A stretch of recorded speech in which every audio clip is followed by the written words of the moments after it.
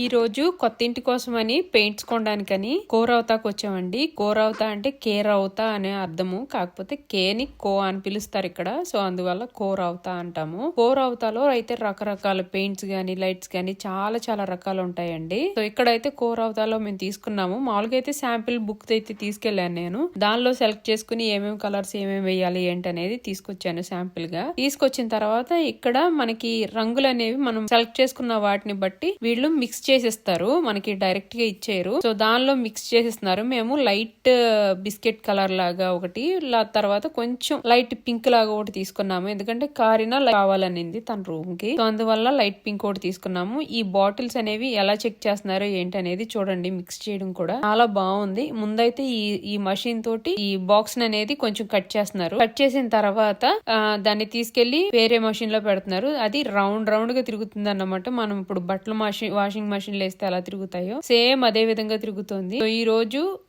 అది చూపిస్తాను చూడండి మీకు ఎలా చేస్తున్నారు ఏంటనేది. భలే తిరుగుతుంది చూడటానికి అయితే. ఇది ఎందుకు స్లాబ్ వేసారంటే అది కార్డ్ ఉంటది కదా బకెట్ పట్టుకోవడానికి, హోల్డ్ చేయడానికి, అది విరగకుండా ఉండేటట్టుగా అదే తిరిగి అక్కడ ఏది స్టక్ అవ్వకుండా ఉండేటట్టుగా ప్లాస్టర్ అయితే వేసారు. కానీ చూడటానికి అయితే ఎన్ని పెయింట్స్ ఉన్నాయండి, చూడటానికి చాలా చాలా బాగున్నాయి. అంటే మనకున్న కలర్స్ ను బట్టి మనం ఎంచుకోవాలి కదా. సో అందువల్ల మేము ఈ కలర్స్ లైట్ కలర్స్ తీసుకున్నాము. ఒకటేమో టుర్కోషి కలర్ తీసుకున్నాను, అంటే టర్కిష్ కలర్ అట్లా ఉంటది కదా, బ్లూ కలర్ నెమల్ పింఛం కలర్ లాగా అట్లాంటిది ఒకటి తీసుకున్నాను 2 వాల్స్ కని. సో అవన్నీ వేసి చూడాలి ఎలా ఉంటది ఏంటనేది. నాకైతే తెలియదు, ప్రస్తుతానికైతే మాత్రం 2 వాల్స్ అనేవి కొంచెం డార్క్ గా వేద్దామని అనుకుంటున్నాను. వేసిన తర్వాత అయితే చూపిస్తాను. కానీ ఈ రోజు ఇంకొక మంచి విషయం ఏం జరిగిందంటే నా నమ్మకానికి ఒక బహుమతి దొరికిందని చెప్పాలి. ఎందుకు అని అంటే ఇప్పుడు ఈ పెయింట్స్ అన్ని కొన్నాం కదా, ఫిన్లాండ్ లో పెయింట్స్ అయితే చాలా కాస్ట్లీ ఉన్నాయండి. ఈ పెద్ద డబ్బా ఉంది కదా ఇప్పుడు తిరుగుతుంది, ఆ డబ్బాకి వాళ్ళు కాస్ట్ వేయడం మర్చిపోయారు. ఇన్ని కొన్నాం కదా, చాలా రకాలు కొన్నాము.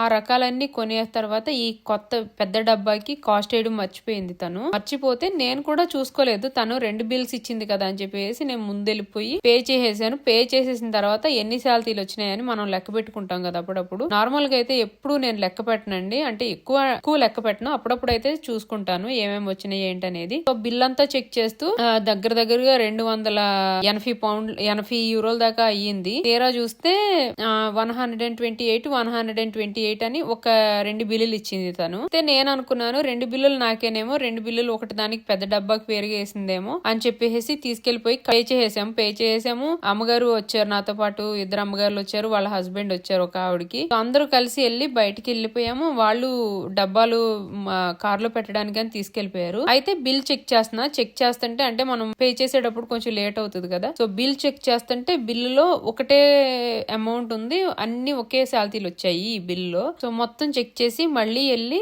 తన దగ్గరికి వెళ్ళి అక్కడ పే చేసిన ఆవిడ దగ్గరికి వెళ్ళి మళ్ళీ అడిగాను అన్నమాట. అమ్మగారికి చూపించాను ఫస్ట్, ఇట్లా బిల్ ఏదో కొంచెం తేడాగా ఉంది, ఇది కాదు ఇంకా కొంచెం ఎక్కువ కాస్ట్లీ అవుతుంది నాకు తెలిసి, ఇది డబ్బానే చాలా కాస్ట్లీ అని చెప్పారు కదా అని అంటే తను కూడా చెక్ చేసి అవునవును పెద్ద డబ్బాకి కాస్టే లేదు, ఇక్కడ ఇవే ఉన్నాయి చిన్న చిన్నవి అని చెప్పేసి మళ్ళీ వెళ్ళి అడిగాము. అడిగితే తను చాలా హ్యాపీగా ఫీల్ అయింది. ఓ మై గాడ్ మీరు ఎంత నమ్మకస్తులు అని అనేసింది. అంటే ఫిన్లాండ్ లో ఆల్మోస్ట్ అందరు అట్లానే ఉంటారులేండి, ఎక్కడక్కడ ఉంటారు ఇంకా కొంచెం అబద్ధంగా చేసేవాళ్ళు గాని లేకపోతే దొంగతనాలు చేసేవాళ్ళు గాని. నేను కూడా దొంగతనం చేశాను, చాక్లెట్స్ తింటానండి నేను అప్పుడప్పుడు. ఈ షాపుల్లో ఉంటాయి కదా శాంపిల్స్ పెట్టాయి, చాక్లెట్స్ తింటాను. అంటే ఇప్పుడు ఈ మధ్యన అసలు లేదులేండి, ఇటువరకు ఫిన్లాండ్ కి వచ్చిన కొత్తలో తినేదాన్ని, అట్లా తినేసేదాన్ని. కానీ ఇప్పుడైతే అస్సలు చేయట్లేదు. కాకపోతే ఈ విధంగా నమ్మకంగా ఉండడం అనేది మనకి చాలా ఇంపార్టెంట్. సో నా నమ్మకానికి ఆవిడ చాలా సంతోషపడి, మామూలుగా అయితే ముందు ఏమీ తగ్గించలేదు, నేను కూడా అడగలేదు, ఇక్కడ బార్గెన్ ఉండదు కదా, సో తగ్గించలేదు. తీరా చూస్తే తను నా నమ్మకానికి చాలా హ్యాపీగా ఫీల్ అయ్యి వెనక్కి వచ్చి మరీ పే చేసాము. అంటే వాళ్ళకు 100 యూరోలు 128 యూరోలు మళ్ళీ ఎక్స్ట్రా వెళ్ళినాయండి. నేను ఎక్స్ట్రా కట్టాల్సి వచ్చింది రెండో పెయింట్ కి. సో దానిలో 168 యూరోలు అయితే దగ్గరగా 34 యూరోలు ఎంతో మొత్తానికి తగ్గించి బిల్ ఇచ్చింది. చాలా హ్యాపీగా ఫీల్ అయింది. సో అది కూడా నాకు చాలా ఎక్కువ అనిపించింది, 34 యూరోలు 3000 పైన. సో చాలా హ్యాపీ అనిపించింది తను అంత తగ్గించి ఇస్తే. సో నాకు అది చాలా హ్యాపీనెస్ ఇచ్చింది, నాకు వెనక్కి వెళ్ళి మళ్ళీ ఆ డబ్బులు కట్టి రావడం అనేది. సో నేను చాలా హ్యాపీగా ఫీల్ అయ్యాను ఈ రోజు అయితే. ఆ డబ్బులు కట్టడము, వాళ్ళు మీరు చాలా నమ్మకంగా ఉన్నారని అనడము, తర్వాత ఎక్కడి నుంచి నువ్వు, ఏ కంట్రీ నువ్వు అని అడిగారు. అడిగితే ఇండియా అని చెప్పాను. సో ఇట్లాగా చాలా ఆవిడకు ఒక పాజిటివ్ ఫీల్ లాగా వచ్చింది. సో నాకు దానికి చాలా హ్యాపీనెస్ ఇచ్చింది. మేము ఇక్కడ ఇంకా కొన్ని మషిన్స్ కూడా చూడటానికి వచ్చామండి. అంటే వాషింగ్ మషీన్, మనకి ఇక్కడ వింటర్ టైం ఎక్కువ ఉంటది కాబట్టి బట్టలు ఆరబెట్టుకోవడానికి ఒక మషిన్ ఉంటది. సో ఆ మషిన్స్ కూడా ఒక్కసారి కొనేద్దాం అనేసి వచ్చేసాము. అయితే పిల్లల్ని నేను మొన్న వచ్చినప్పుడు తీసుకొచ్చాను కానీ ఈ రోజు అయితే తీసుకురాలేదండి. వీళ్ళందరినీ కార్ లోనే పెట్టేశాను. సో